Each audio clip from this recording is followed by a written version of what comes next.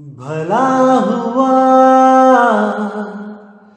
मेरी माला टूट गई, मैं राम भजन से छूटी।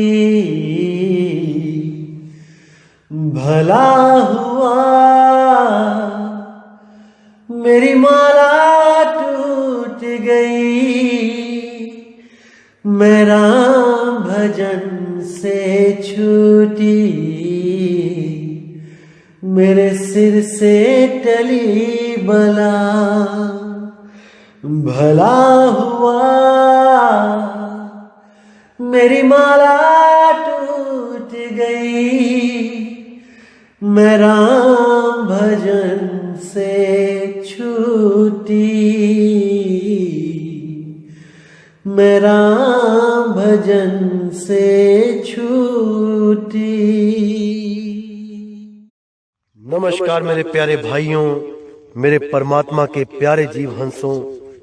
मैं हमेशा मालिक से यही अरदास करूंगा कि आप सब मेरे भाई पहले से ज्यादा और ज्यादा और ज्यादा से ज्यादा इतने विवेकी हो जाएं कि कुछ बचे ही ना जो समझने के लिए शेष रह जाए।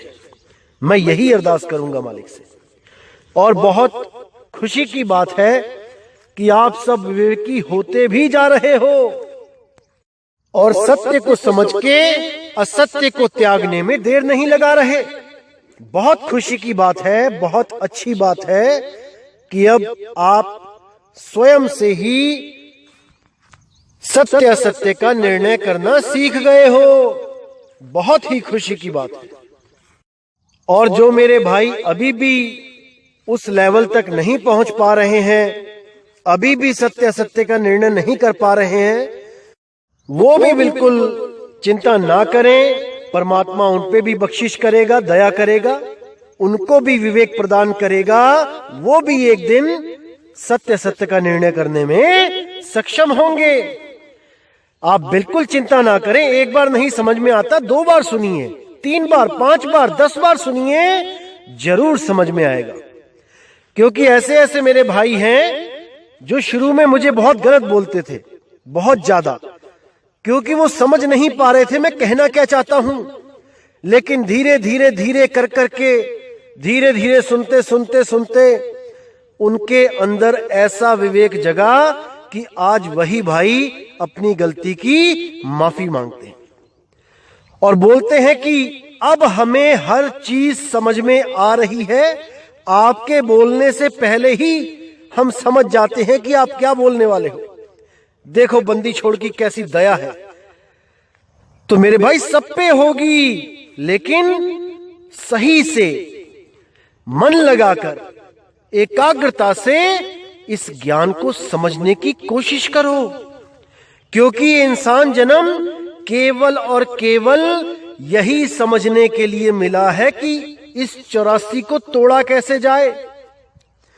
कोई ये ना सोच के बैठे कि यहां पे हमें बड़ी बड़ी दुकानें, बड़े बड़े मकान, बड़ी बड़ी इमारतें बनाने के लिए भेजा गया है कि हमने बड़े बड़े मकान बना के उसमें ना रहे तो हमारा जीवन बर्बाद है, कि हमने करोड़, 2 करोड़, 5 करोड़, 100 करोड़ नहीं कमाया तो हमारा जीवन बेकार है, हमारा आना ही बेकार है इस दुनिया में। ऐसा बिल्कुल नहीं है मेरे भाई। अरबों खरबों कमा के लोग यहां से खाली हाथ जा चुके हैं। यहां तो केवल पैसा इसलिए दिया जाता है कि आपका जीवन चलता रहे और आप परमात्मा की भक्ति करते रहो, ज्ञान को समझते रहो। इसलिए नहीं दिया जाता कि आप 20-20 मंजिल बना के, बड़े बड़े महल बना के उनके राजा बन के बैठ जाओ। अरे मिट्टी में मिल जाना है सब, कुछ साथ नहीं जाना मेरे भाई, कुछ साथ नहीं जाना। तो सोचो क्यों आए थे इस दुनिया में? क्या इसीलिए आए थे कि समुद्र पे पड़ी रेत, उससे बड़े बड़े घर बनाए, पूरी उम्र लगा दे और एक लहर आए और फिर वही रेत उसी समुद्र में मिल जाए? क्या ये सब करने के लिए आए हम लोग यहां पे? नहीं मेरे भाई, नहीं। जो हमारा मुख्य उद्देश्य है उसकी तरफ तो हम सोच भी नहीं रहे। क्या है हमारा मुख्य उद्देश्य इस दुनिया में आने का? तो इसको जानना है, इसको समझना है मेरे भाई। तो मेरे भाइयों, आज हम जो वाणी लेने जा रहे हैं कबीर सागर से, उस वाणी को अच्छी तरह समझ लेना बहुत ज्यादा मदद करेगी आपकी ये वाणी उस अक्षर के बारे में जानने के लिए कि वो अक्षर है क्या जिस अक्षर को प्राप्त करने से मोक्ष होता है, मुक्ति होती है। जो अक्षर कहलाने के बावजूद भी निरक्षर है, उसको जानना पड़ेगा, समझना पड़ेगा, हर चीज बिल्कुल क्लियर हो जाएगी। तो आइए देखते हैं उस वाणी को। क्या कहती है वाणी? मुक्ति मूल का कहूं विचारा, ताका तुम अब करो संहारा। मुक्ति मूल गति का हूं न जाना, ताका अब मैं करूं बखाना। तो यहां साहिब साफ कहते हैं कि मुक्ति मूल का कहूं विचारा। मैं तुम्हें धर्मदास उस मुक्ति के बारे में, उस मूल के बारे में बता रहा हूं, विचार करो। ताका तुम अब करो संभारा, और उसको विचार करके समझ के उसकी संभाल करो, उसको गुप्त रखो। मुक्ति मूल गति का हूं ना जाना, उस मूल ज्ञान को, उस मूल भक्ति बोध को कोई नहीं जानता। ताका अब मैं करूं बखाना, जिसका मैं अब बखान करने जा रहा हूं, इसको अच्छी तरह समझ लो। जैसे कि आप लोग को पता है कि 100 बार समझाया गया धर्मदास जी को, 100 बार, फिर भी उनकी समझ में नहीं आ रहा था। तो इसीलिए साहिब ने बोला कि मैं जो समझा रहा हूं उसको ध्यान से अच्छी तरह समझो। एक बार नहीं आएगा, 2 बार समझो, 2 बार नहीं आएगा, 10 बार समझो, 100 बार समझो, लेकिन समझना तो पड़ेगा। अगर नहीं समझना चाहते, नहीं समझ सकते, कोई बात नहीं, तब तुम केवल गुरु के आगे सरेंडर कर दो। सीधे बोल दो, मुझे कुछ नहीं समझ में आता, मुझे तो जो आप कहोगे मैं वो करूंगा। तब भी तुम्हारी मुक्ति हो जाएगी, 101% हो जाएगी। क्योंकि जब सरेंडर ही कर दिया, फिर गुरु का फर्ज बनता है कि शिष्य का मोक्ष करे। लेकिन शिष्य को भी 101% गुरु पर ही भरोसा रखना पड़ेगा, गुरु पे ही विश्वास रखना पड़ेगा, और कुछ मत करे। जो गुरु कहता है केवल वही करे, फिर कोई नहीं रोक सकता उसको मुक्त होने से। तो आगे क्या कहते हैं?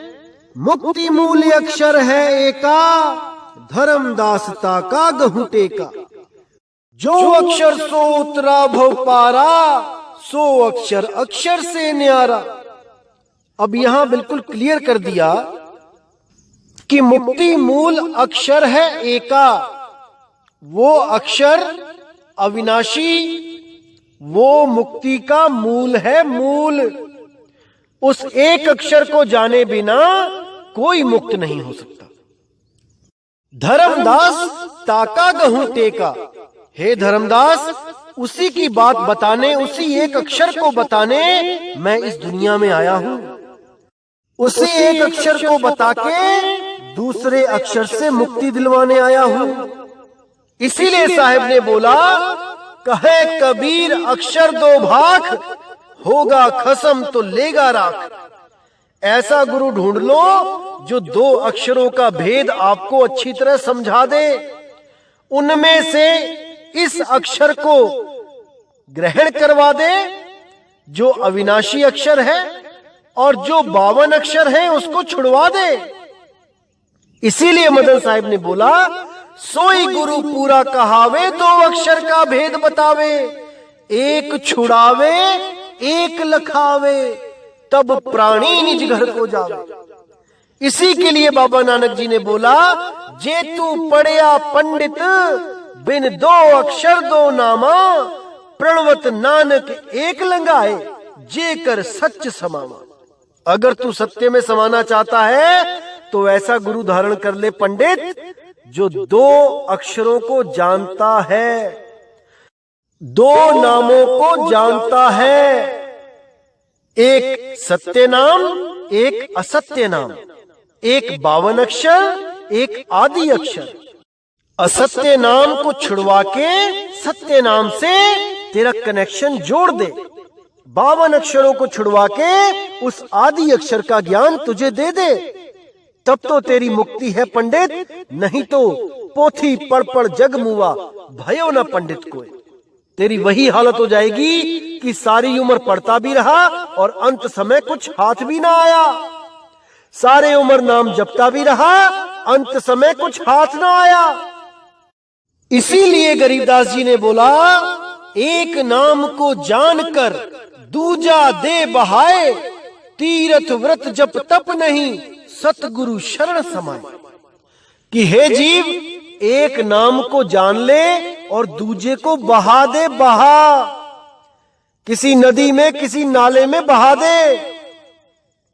कौन से नाम को बहाना है, कौन से नाम को जानना है, इसको समझना पड़ेगा। जब इसको समझ जाओगे तो हर चीज क्रिस्टल क्लियर हो जाएगी कि क्या है हीरा और क्या है कांच। एक नाम को जानकर, यानी सत्य नाम, उस सच्चे नाम को जानकर, वो ऐसा नाम है जो बोलने लिखने पढ़ने में नहीं आता, उस नाम को जानकर दूजा दे बहाए। ये जितने भी पढ़ने लिखने बोलने वाले नाम हैं, कितनी ही भाषाओं के नाम हैं, चाइनीज, जापानीज, उर्दू, हिंदी, पंजाबी, गुजराती, मराठी, जितने भी नाम हैं, जितनी भी भाषाएं हैं, इन सबको किनारे कर दो। एक नाम को जानकर दूजा दे बहाए, तीरथ व्रत जप तप नहीं सतगुरु शरण समाए। ना किसी तीर्थ जाने की जरूरत है, आजकल तो जेलों को भी धाम बना दिया गया कि चलो जेल धाम चलते हैं। अरे सारे ही बाबे जेलों में बैठे हैं तो सारी दुनिया घर बार छोड़ के वहीं तंबू लगा के बैठ जाओ, सुबह दोपहर शाम दर्शन करो और वहीं तंबू में ही मुक्त हो जाओ। ऐसा मूर्ख बना दिया है इन लोगों ने कि क्या बताऊं। अरे मेरे भाई, शब्द गुरु है वो जिसकी शरण में जाके मोक्ष मिलता है, मुक्ति मिलती है।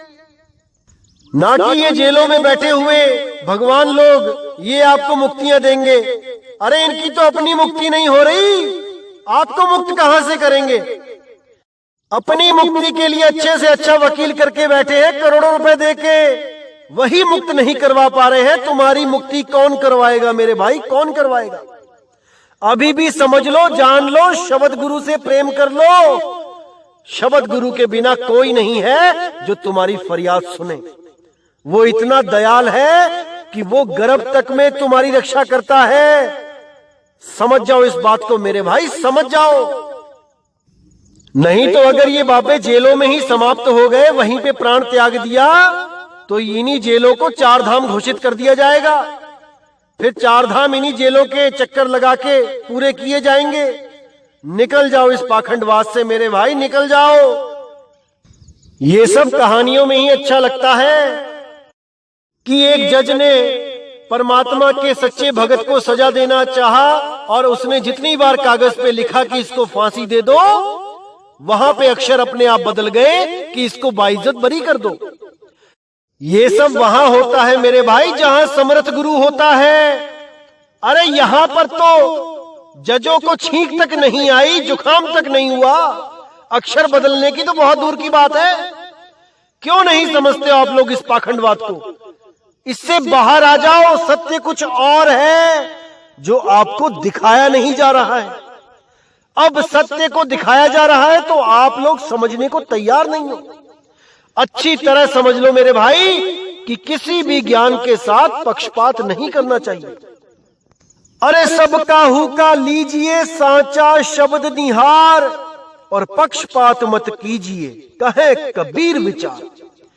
कोई भी भाई, कोई भी साधु संत, कोई भी अगर सत्य की बात कर रहा है तो उसको सुनो, उसको समझो और उस पे विचार करो। पक्षपात कभी मत करो कि ये हमारे धर्म का नहीं है, ये हमारी जात का नहीं है, ये हमारा इंडियन नहीं है, ये कोई अमेरिकन भाई सत्संग कर रहा है, इसको क्या पता परमात्मा क्या होता है। ऐसा बिल्कुल नहीं होता मेरे भाई। परमात्मा के हम सब बच्चे हैं, वो कहीं पे भी प्रकट होकर किसी के द्वारा भी ज्ञान दे सकता है समाज को। ये कभी मत सोचो कि केवल भारत वालों के लिए ही परमात्मा बार बार आते हैं। वो चाहे तो इटली में ज्ञान देगा, वो चाहे तो जर्मनी में पंथ चलाएगा, वो चाहे तो जापान में दिव्य ज्ञान देगा। वो कुछ भी कर सकता है, वो कहीं भी कुछ भी कर सकता है। कोई बाउंडेशन नहीं है उसके लिए। हम आप अलग होके बैठे हैं इन जातों के चक्कर में, इन देशों के चक्कर में, इन भाषाओं के चक्कर में। उसको कोई भी पराया नहीं लगता है भाई, पराया नहीं लगता है। वो बादलों को उठा के जापान तक भी ले जाता है, अमेरिका तक भी ले जाता है, भारत तक भी लेके आता है, बारिश करवाता है, लोगों की प्यास बुझाता है। उसके लिए भेदभाव नहीं है। उसका एक नाम, एक भाषा, एक झंडा है। इसको समझ जाओ मेरे भाई, समझ जाओ। तो आगे कहते हैं, जो अक्षर सो उतरा भव पारा, सो अक्षर अक्षर से न्यारा। यानी जो उस आदि अक्षर को जान जाता है, उसको अनुभव कर लेता है, वो भव सागर पार हो जाता है। और वो अक्षर इन अक्षरों से न्यारा है, न्यारा। किन अक्षरों से? जो अक्षर लिखने, बोलने, पढ़ने में आते हैं। जिस अक्षर को बोलने के लिए होठ, कंठ, जीभ लगता है, उनसे वो आदि अक्षर न्यारा है। क्योंकि वो अक्षर में नहीं, वो निअक्षर है। अक्षरों में नहीं आता वो अक्षरों से पार निअक्षर है। जिसके लिए बोला गया, होठ कंठ लागे नहीं, जीव्या नहीं उच्चार, गुप्त वस्तु जो लख है, सो निज हंस हमार। यानी होठ, कंठ, जीव्या ये लगता ही नहीं है उस अक्षर में। ये उन अक्षरों में लगता है जिनको छोड़ना है। चाहे वो कोई भी अक्षर क्यों ना हो, काखा, गागा, अंगा, चाछा, जाजा, कोई भी अक्षर, चाहे वो आ क्यों ना हो, अगर वो गले से निकलता है उसको तत्काल त्याग दो। क्योंकि होठ कंठ लागे नहीं, उसके कंठ भी नहीं लगता है मेरे भाई। इस चीज को जितनी जल्दी समझ लोगे उतना ही जल्दी कल्याण होगा, कल्याण। इसलिए 52 अक्षरों से परे हो जाओ और उस आदि अक्षर को, जिसके द्वारा ये आ भी बनता है, उसको जानो। वो क्या है? जो आ से भी न्यारा है, उसको पकड़ो। तो आगे कहते हैं, ताको नहीं जाने संसारा, अक्षर बिना ना उतरे पारा। कि उसको कोई नहीं जानता पूरे संसार में, सब के सब इन्हीं अक्षरों में ही उलझे पड़े हैं। यहां तक कि ब्रह्मा, विष्णु, महेश जो हमारे आदि पुरुष कहलाते हैं इस दुनिया में, वो भी अक्षरों से पार नहीं जा पाए, वो भी मंत्रों से पार नहीं जा पाए। उनको भी जो साधनाएं मिली, आप वेद पुराण उठा के देख लीजिए, वो भी मंत्रों के ही अधीन रहे और उन्होंने समाज को मंत्र ही दिए। किसी ने महामृत्युंजय मंत्र दे दिया, किसी ने कोई मंत्र दे दिया, किसी ने कुछ मंत्र दे दिया। केवल कबीर साहब ने बोला, तंत्र मंत्र सब झूठ है, इनमें ना उलझे कोई, सार नाम जाने बिना कागा हंस ना होए। वो सार नाम एक ऐसा नाम है जो दुनिया की किसी भी किताब में, किसी भी ग्रंथ में नहीं लिखा है। वो किसी ग्रंथ में नहीं लिखा है। वो नाम देने के लिए स्वयं परमात्मा इस दुनिया में आते हैं इंसान रूप धारण करके, और अपने चुने हुए संत को वो गुप्त ज्ञान देकर चले जाते हैं और आगे प्रचार वही करता है। उसी के द्वारा सारी दुनिया को जगाया जाता है, लेकिन वो हमेशा गुप्त ही रहता है।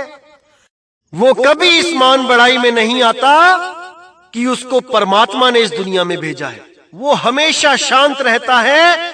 वो इन मान बढ़ाइयों से परे है, परे।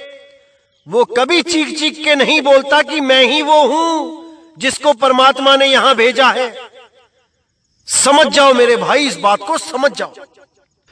इसीलिए साहिब ने बोला, बड़ा बड़ाई ना करे, बड़े ना बोले बोल, हीरा कबहू ना कहे, लाख टका मेरा मोल। हीरा कभी नहीं बोलता कि मैं इतने रुपए का हूं, इतना कीमती हूं, इतना महंगा हूं। अरे जो हीरे का पारखी होता है वो स्वयं ही जान जाता है कि ये अनमोल है, अनमोल। उसको बोलने की जरूरत नहीं पड़ती। लेकिन आज के समय में ये सब घोषित करने में लगे हैं कि मैं ही परमात्मा हूं, मैं ही बंदी छोड़ हूं, मैं ही कृष्ण हूं, मैं ही भगवान हूं, मैं ही निरंकार हूं।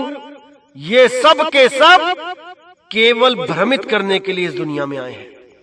जो परमात्मा का सच्चा हंस होता है वो कभी नहीं बोलता कि मैं निरंकार हूं, मैं परमात्मा हूं, मैं कबीर हूं, मैं विष्णु हूं, मैं राम का अवतार हूं, मैं कृष्ण का अवतार हूं। ऐसा कुछ नहीं बोलता वो।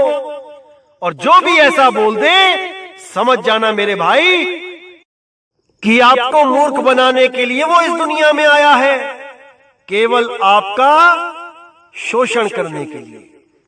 तो ऐसे लोगों से मेरे भाई हमेशा सावधान रहना है। तो क्या कहती है वाणी आगे?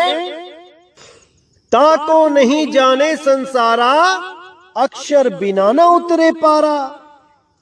यानी कि उस अक्षर के बिना कोई पार नहीं जा सकता। जो अक्षर इन ग्रंथों में नहीं मिलेगा वो केवल भेदी गुरु के पास है। अक्षर अक्षय तुम चीनो भाई, अक्षर माही रहो समाई। अब कितना क्लियर कर दिया यहां पर कि उन दोनों अक्षरों में इस अक्षर को जो अक्षय है, अक्षय का मतलब होता है जिसका कभी नाश ना हो, जो 52 अक्षरों से परे है, क्योंकि 52 अक्षरों का तो नाश हो जाता है। कबीर साहब कहते हैं 52 अक्षर लोक त्रय, सब कुछ इन्हीं माही, ये आखिर खिर जाएंगे।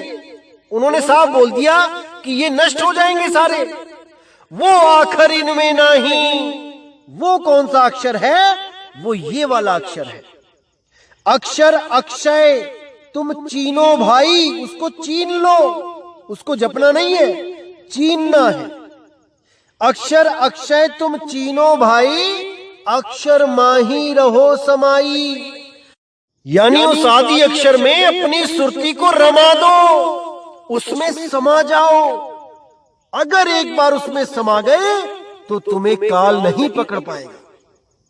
अक्षर अक्षय तुम चीनो भाई, अक्षर माही रहो समाई। अक्षर अक्षर माही भेदा, यानी कि इस अक्षर और उस 52 अक्षर में भेद है, उसको जान जाओ। अक्षर अक्षर माही भेदा, ताका पार न पावे वेदा। इस भेद को वेद भी नहीं प्राप्त कर पाए, वेदों में भी इसका भेद नहीं है। इसीलिए बोला, जौन भेद से मैं मिलूं, वेद हूं जानत नहीं। अरे जब वेद जानते ही नहीं है तो वेदों अनुसार साधना करवा के क्यों हमारा जन्म बर्बाद किया जा रहा था? वेदों की तो जरूरत ही नहीं है परमात्मा के उस भेद को प्राप्त करने के लिए, क्योंकि वेद तो स्वयं पूर्ण नहीं है भाई। वेदों में केवल अक्षर ज्ञान है जो 52 अक्षरी है। जो 52 से परे का ज्ञान है वो वेदों में भी नहीं है। वो केवल और केवल परमपिता परमात्मा बताने आते हैं और कोई नहीं। अब कहते हैं 100 अक्षर लख राखो पासा, मुक्ति मूल हंस करे वासा। मुक्ति मूल को यही विचारा, बिना अक्षर नहीं पावे पारा। यानी कि उस अक्षर को लख के गुरु के द्वारा जब लखा दिया जाता है, राखो पासा यानी सारी सूरत को उस अक्षर में लगा के रखो जो नियक्षर है, जो 52 अक्षरों से परे है। 100 अक्षर लखी राखो पासा, मुक्ति मूल हंस करे वासा। यानी कि उस अक्षर को प्राप्त करके ये हंस मूल मुक्ति, मूल ज्ञान, उस मूल अनुभव को प्राप्त करेगा जिसको प्राप्त करने के बाद उसका जन्म मरण उसी वक्त खत्म हो जाता है। उसी वक्त उसको कोई आस नहीं रहती कि कोई आके मुझे मुक्त करेगा। जिस दिन उसको अनुभव हो जाता है वो उसी दिन मुक्त हो जाता है। मुक्ति मूल को यही विचारा, बिना अक्षर नहीं पावे पारा। यानी उस आदि अक्षर के बिना कोई मुक्त नहीं हो सकता, कोई भी नहीं। अब कहते हैं अक्षर आदि अनादि है, नी अक्षरता पार, यही भेद जाने बिना डूबा सब संसार। यानी वो अक्षर आदि अनादि है, वो अविनाशी अनाद से है। नी अक्षरता पार, इन अक्षरों से पार वो नी अक्षर है। इन 52 अक्षरों से परे वो नी अक्षर है। यही भेद जाने बिना डूबा सब संसार। यही भेद जो नहीं जान पा रहे हैं लोग, उसी की वजह से डूब रहे हैं, भवसागर में गोते खा रहे हैं।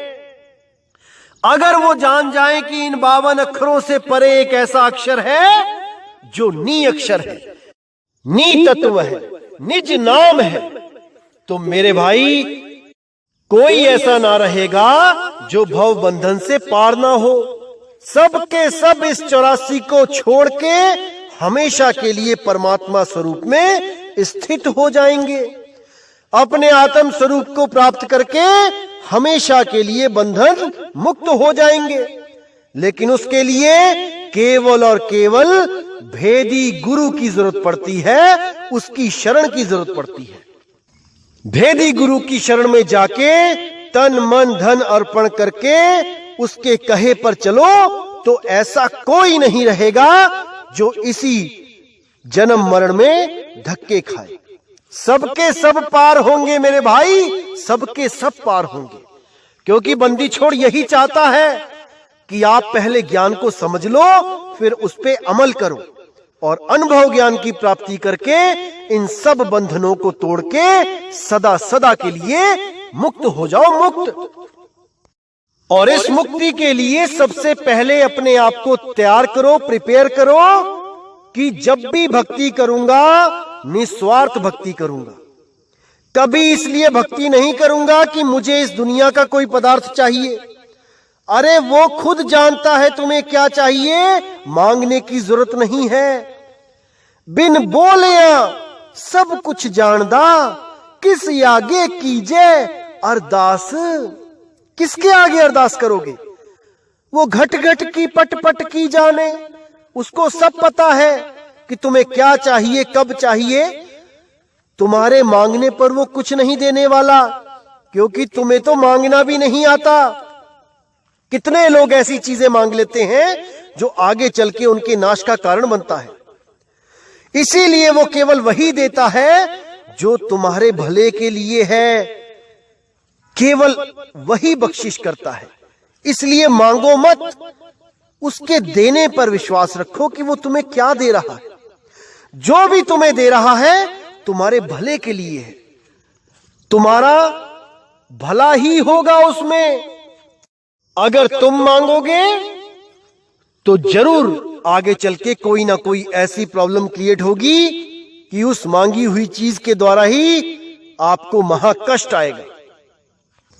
जैसे एक छोटा बच्चा जो अभी 12, 13, 14 साल का है, वो अपने पिताजी से बार बार डिमांड करता है, जमीन पे लौटता है, रोता है कि मुझे कार लेके दो, मुझे कार लेके दो। अगर पिता उसको कार दे दे उस समय पर जब वो छोटा सा है, तो मेरे भाई वही कार उसकी मौत का कारण बनेगी, एक्सीडेंट का कारण बनेगी। इसीलिए एक अच्छा पिता कभी अपने बच्चे को समय से पहले ऐसी चीज नहीं देगा जो उसके विनाश का कारण बने। भले ही बच्चा कितना रोता रहे, वो ऐसी चीज कभी नहीं देगा। इसी तरह जब आपको वो चीज नहीं मिल रही होती है जो आप चाहते हो, तो समझ जाना कि उस चीज से आपका महाविनाश होने वाला है। इसीलिए वो परमात्मा अपने हाथ को खींच के रख के बैठा है। इसीलिए वो चीज नहीं दे रहा है, क्योंकि उसको दिख रहा है कि यही चीज तुम्हारे नाश का कारण बनेगी। तो इसीलिए मेरे भाई, कुछ मत मांगो, कुछ मत मांगो, केवल भक्ति करो, वो दाता दयाल सब कुछ देगा, सब कुछ देगा, लेकिन मांगना नहीं है। मांगोगे तो निस्वार्थ भक्ति नहीं, फिर स्वार्थ वाली भक्ति हो गई, और स्वार्थ वाली भक्ति का फल इसी 3 लोक में भुगतना पड़ता है मेरे भाई। इसलिए आज से प्रण करो कि कुछ नहीं मांगना है। अगर कुछ मांगना है तो केवल और केवल जीवों की भलाई, लोगों की भलाई, लोगों के लिए मांगो, जितना मर्जी मांगो, कोई मना नहीं करता। इस मांगने से परमात्मा सदा खुश भी रहता है। कि तुम अपने भाइयों के लिए कितना प्रेम करते हो, कितनी फिक्र करते हो, इससे वो सदा खुश रहता है। तो मेरे भाई, इस चीज को गांठ बांध लो कि कुछ भी मांगना नहीं है। अगर मांगना ही है तो केवल सतगुरु की शरण मांगो, केवल और केवल मुक्ति मांगो। इसके अलावा सब बंधन है, इसके अलावा सब बंधन है, और बंधनों में हमने नहीं रहना, निर्बंध हो जाना है, मुक्ति प्राप्त करनी है, मोक्ष प्राप्त करना है। तो इसी के साथ दोस्तों मैं सत्संग समाप्त करता हूं, और उस बंदी छोड़ से फरियाद करता हूं कि आप सब मेरे भाइयों का विवेक पहले से ज्यादा बढ़ाए और इतना अटूट विश्वास पैदा करवाए उस निशब्द परमात्मा से कि कोई भी काल का दूत आपको हिला ना सके, कोई भी अधूरा गुरु आपको भ्रमित ना कर पाए। इन मंत्रों, इन अक्षरों के चक्कर में, इन श्वासों के जाप के चक्कर में, इस अनहद नाद के चक्कर में कोई भी भ्रमित ना कर पाए। तो इसी के साथ मुझे विदा करें। जय गुरु बंदी छोड़ वैराग साहिब, जय गुरु बंदी छोड़ साधु शरण साहिब, जय गुरु बंदी छोड़ बाबा मदन साहिब, बाबा नानक साहिब, बाबा गरीबदास साहिब, बाबा रविदास साहिब। जय जय सतगुरु बंदी छोड़ सतगुरु सत्य कबीर साहिब की सदा ही जय हो, सदा ही जय हो मेरे मालिक की साहिब बंदगी। सतनाम।